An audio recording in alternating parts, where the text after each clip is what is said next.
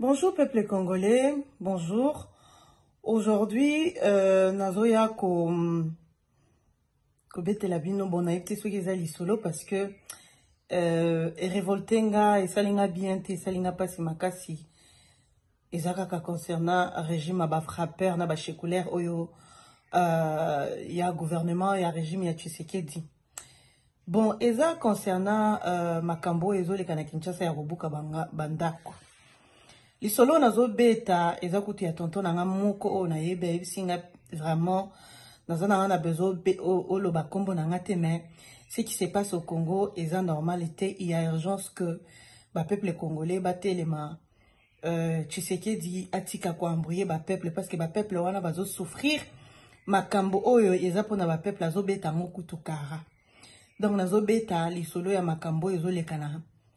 na mboka na biso ya kobuka o bazobuka bandako soki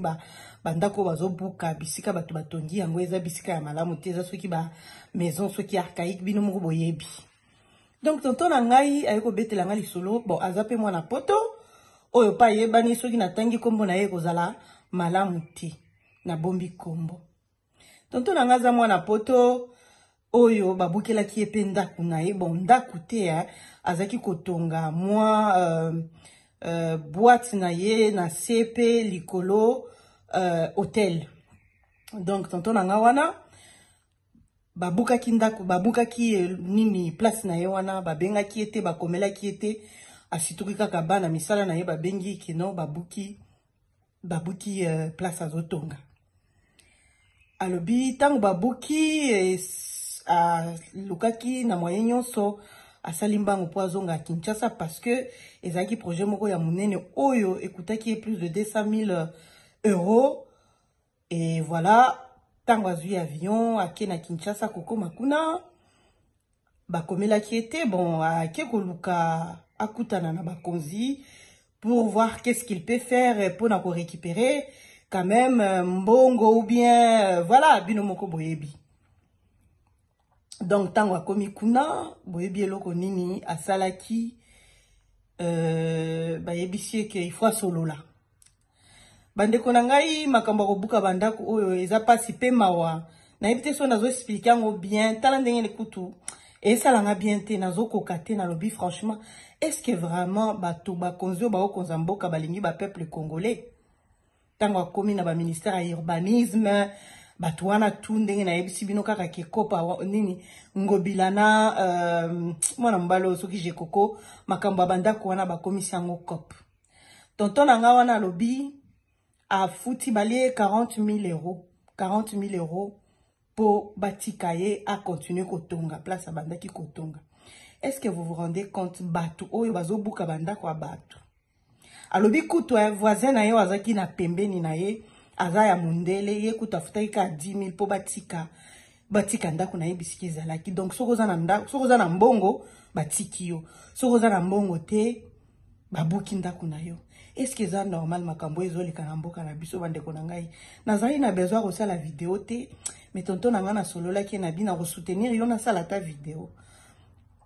po azana ba facture bo alingi na été parce que ayebani penza so na tangi batu bako comprendre alingi na yeba problème te parce que il paraît ngobila amenança qui est tango alobaki ke non au monde ndenge na ressemble bon zambe nanga pardon tonton nanga olimbisanga parce que nazo yeba te ndenge nini nakoki ko sala nazo kokate po saka na tanga o na poata nyonso olobaki na loba ka likolo na kota na ba détail te mais bandeko nanga est-ce que vous se rendre compte makambo ezoleka na mboka na biso bino bato bozoyebisa bozobuka bandako ya bato po batongi bisika esengeli te mais ba o baza na mbongo ata bandako na bango bobuki eza bisika oyo ifalaki ezala te soki bapesi bino mbongo botiki bango bandeko na ngai bolimbisanga pardon na ete so bozo comprendre ngai nazokoka kutu te po ezolekelanga po tonton wana o nazoloba makambo na ye na yebi epie voisin na ye pe o ayebisi nga wana na yebi po na yebi eza bisika o na bandeki kokende tonton na nga wana za moninga ya nini ya tonton na nga propre. Donc c'est un ami, je l'appelle aussi tonton, c'est un grand ami à mon oncle bandeko na ngai. Est-ce que vous vous rendez compte? Est-ce que bato wana balingi ba peuple bongo ba peuple o babuki ba biloko na bango baza na mbongo ya kopesa bango te ya koletsa bango te bazo sala nini bandeko na ngai tango tozomona régime tozoyebisa bino régime eza ba chécoulaire ba frappeur ba escroc bozondima biso te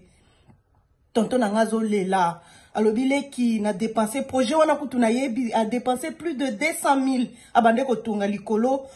hôtel na se boîte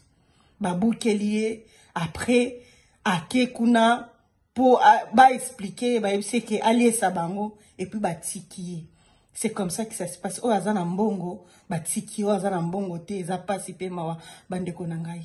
Toloba te vraiment est-ce que c'est normal? Makambo ezoleka na mboka na biso. Ni gentini ngobila jekoko Mobutu asala 32 ans. Alongwa ti le loi ta corps na ezaka na Congo te. Bino pe boleka. Mais boye baki boko futa ngo cher un jour. Parce que bo omoni sa ba congolais